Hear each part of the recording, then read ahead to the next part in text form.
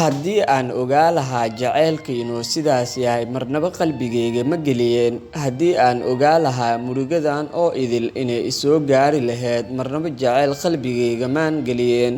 Haddii aan ogaa lahaa in qofkaan jeclahay riyadayda oo sidaan u burburi lahaa marnaba jacayl qalbigayga maan geliyeen. Danta duruufta layskuma naco. Qof walba oo bini'aadan ahna waxaa jirto meel uu ku xun yahay iyo meel uu ku fiican yahay. Miraha jacaylka caashaqa waxay yihiin kuwa ugu qaalisan ee qof walba dunida inta uu ku nool yahay uu adeegsado.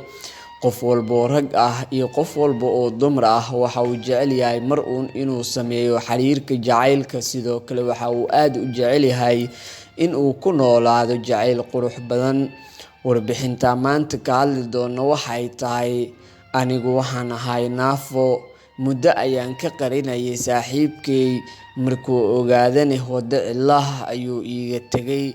Daawadayaal, intaan u gudagelin qisadaas xanuunka badan waxaad ka daawanaysiin barta YouTube-ka ku leeyahay ee Socdaal 24 iyo page-kayga Facebook-ga adiga oo saaxiib nala noqon karo. Sidoo kale saaxiibada u share gareynayo si saaxiib adigoo kale aan u helno.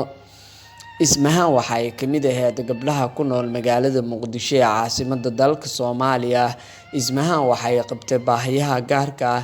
Waxay dhameysay dugsiga sare kadibna waxay iska joogtay guriga iyadoo habeenada ka mid ah isticmaalaysa Facebook-geeda ayay sawir aad uga heshay. Sawirkaas oo soo dhigay mid ka mid ah markaas saaxiibada ee friends kala ahayd. Ismahaan waxaa durbadiiba soo galay qalbigeeda naxariis galgacayl muxubba ayaa soo galay.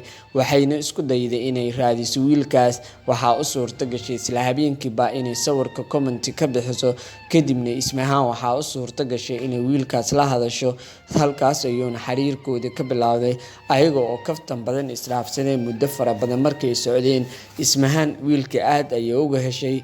Mar walbana Ismahaan waxay sameyn jirtay inay dhageysato kaalmaha suugaanta kuwooda macaanka badan ayay Ismahaan dhageysan jirtay.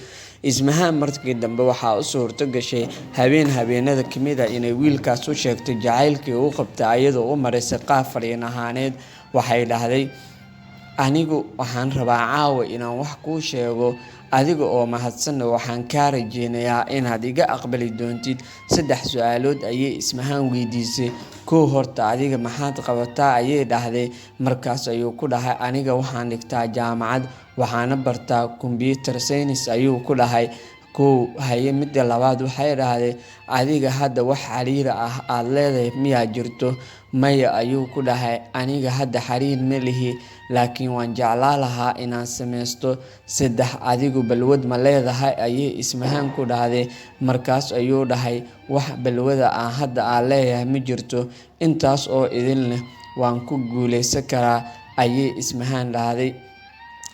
Markaas kadib ayay dhahday Ismahaan, su'aasha afraad waxay tahay, aniga halkee kuu taaganahay? Markaas ayuu dhahay, waxay ii taagan tahay booska walaaltinimada midda ugu qaalisan.